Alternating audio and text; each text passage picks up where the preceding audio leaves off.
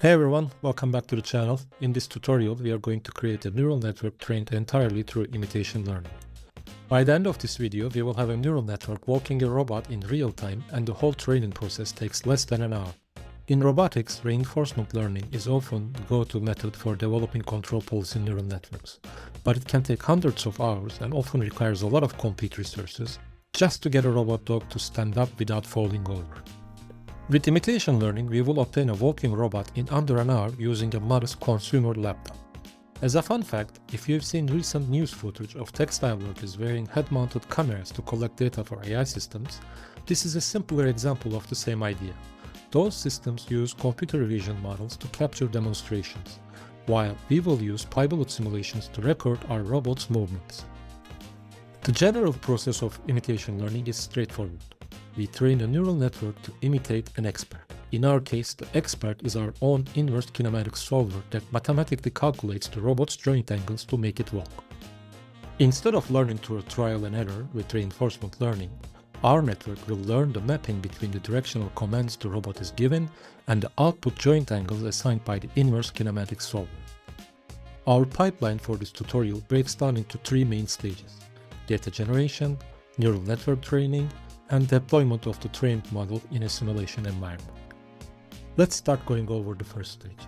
To capture enough data to train our neural network later, we spin up multiple parallel Pybullet environments.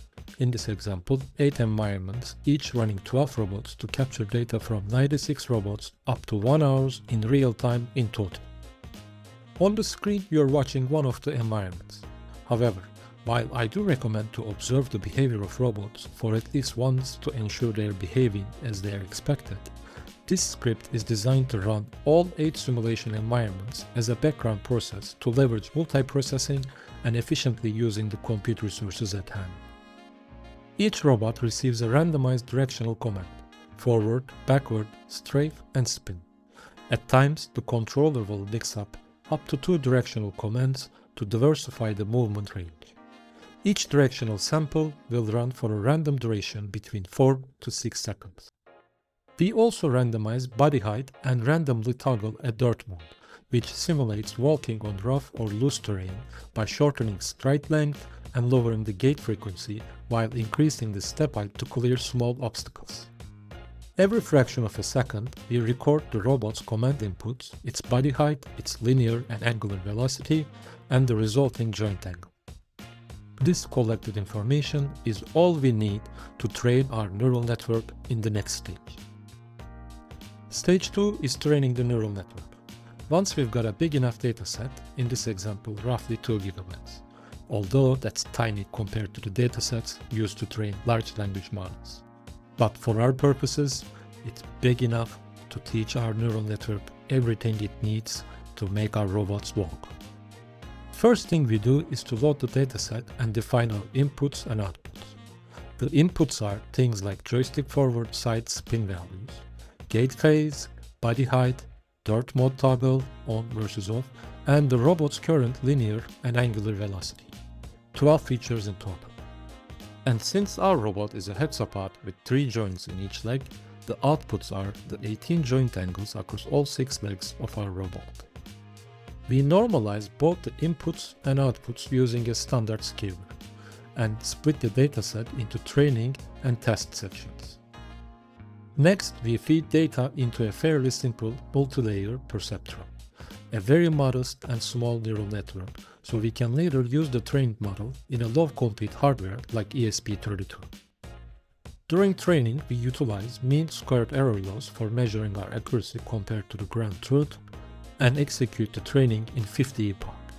We also implement a learning rate scheduler that reduces learning rate by half at every 15 epochs to improve convergence and stabilize the training. At the end, we save the trained model weights, the scalars, and the exact feature and target column ordering, because getting that ordering wrong at the inference time will completely scramble the outputs. And now, the last stage of our tutorial: using the trained neural network to control the robot in a simulation environment. We load the trained model and drive the robot live in Pybullet. Instead of computing the target joint angles with an inverse kinematic solver, We now use our trained neural network to predict them directly from the robot's input commands.